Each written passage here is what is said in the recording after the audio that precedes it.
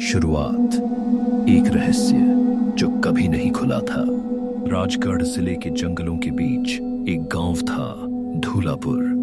आज से करीब 50 साल पहले तक यह गांव अपनी हरियाली, तालाब और त्योहारों के लिए मशहूर था।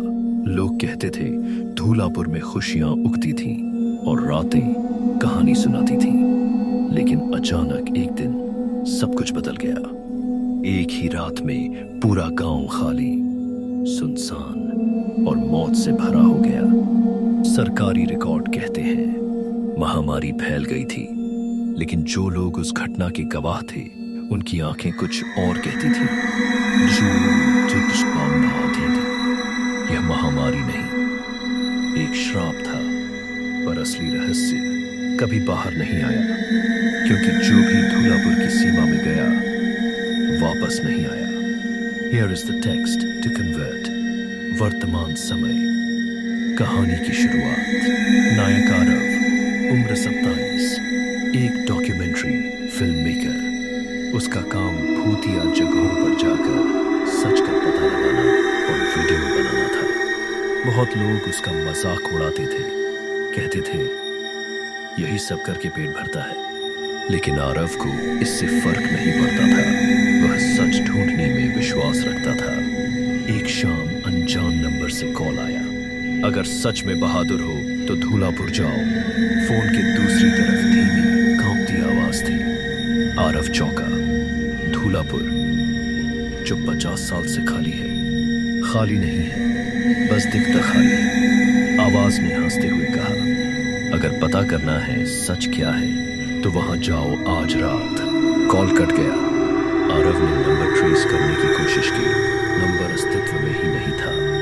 यह वही किस्म का कॉल था जो उसके भीतर की आग को और बढ़ाता था।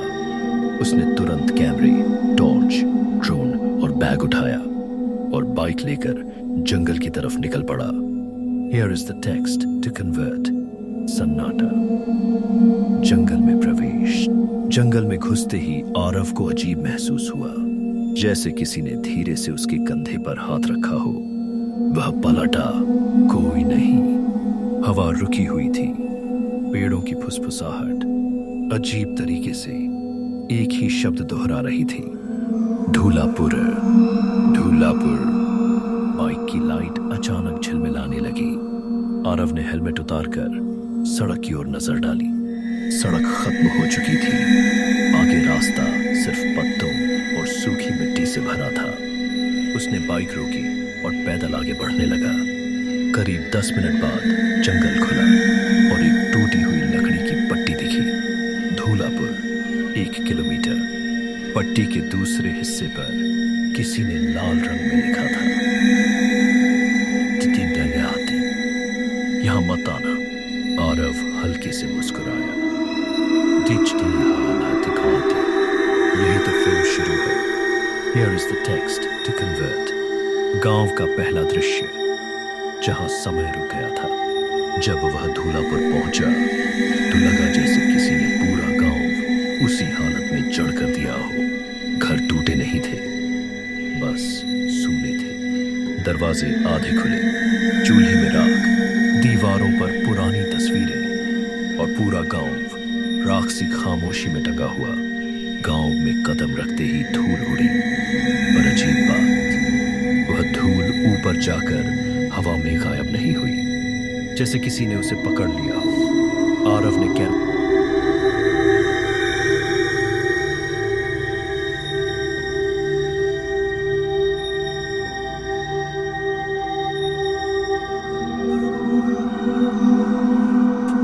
स्थिति पूरी तरह वीरान, लेकिन कुछ यहां सही नहीं है। टॉर्च की रोशनी अचानक एक घर के अंदर गई। वहां दीवार पर 5 उंगलियों के निशान थे, काले, जले हुए जैसे। उसका दिल पहली बार जोर से धड़का। Here is the text to convert। पहला डर, बच्चे की हंसी। अचानक कहीं बहुत पास से बच्चे की हंसी सुनाई दी। हा हा हा हा हा। पकड़ लिया। आरव चौंक गया। वह टॉर्च लेकर पीछे मुड़ा। कोई दिखाई नहीं दिया। उसने उसने सोचा शायद कोई जानवर रहा होगा, लेकिन तभी हंसी और नजदीक आई, इस बार ठीक उसके कान के पास। भाग सकते हो क्या? आरव का चेहरा ठंडा पड़ गया। वह धीरे धीरे कैमरा घुमाकर पीछे देखने लगा और अचानक एक छोटा सा सफेद कपड़ों में बच्चा सिर्फ पल भर दिखाई दिया।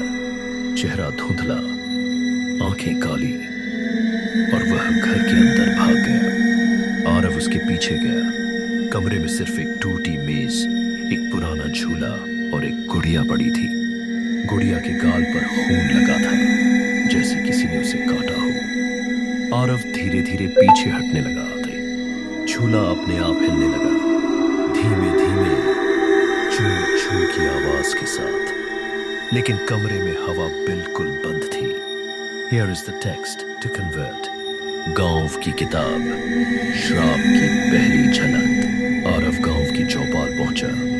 वहां एक पुरानी लकड़ी की पेटी पड़ी थी। उसने उसे खोलने की कोशिश की, अटकी हुई थी, पर जैसे ही उसने उसमें जोर लगाया,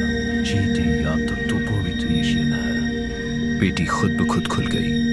अंदर सिर्फ एक चीज थी, धूलापुर डायरी, साल 1973। मुख पृष्ठ पर लिखा था,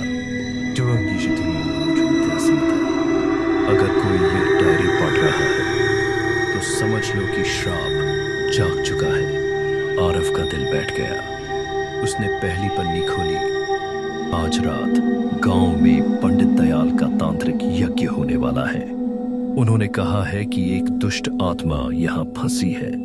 अगर आज यज्ञ सफल न हुआ तो पूरा गांव उसका शिकार बन जाएगा। आगे लिखा था, हमारी गलती यह नहीं कि दुष्ट को जगाया, गलती यह थी कि हमने उसे गुस्सा कर दिया। जैसे ही आरव ने यह लाइन पढ़ी, चारों तरफ से अचानक अजीब सरसराहट शुरू हो गई। गांव की गलियां किसी अदृश्य चीज की पकड़ में लगने लगी, और तभी किसी ने बहुत करीब से फुसफुसाते हुए कहा, तू क्यों आया? आरव ने टॉर्च उठाई। उसी झोपड़ी के कोने में, जहां अभी तक खाली जगह थी, अब एक बूढ़ी औरत बैठी थी।